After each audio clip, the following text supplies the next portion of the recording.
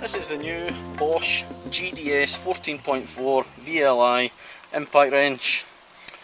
It's 14.4 volts, lithium ion batteries, nice and light. Short head length on this. It's got the easy change carbon brushes as well for when the brushes run out. Get forward and reverse rotation.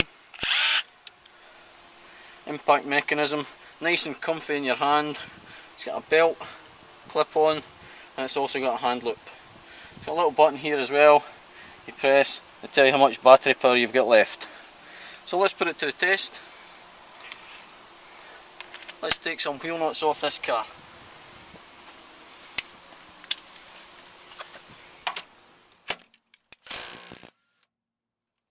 One, two,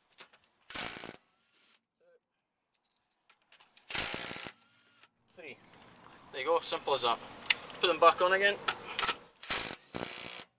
them tight.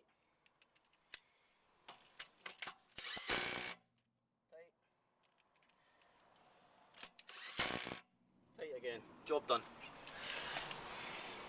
Fantastic machine, the Bosch GDS 14.4V-Li lithium ion impact wrench.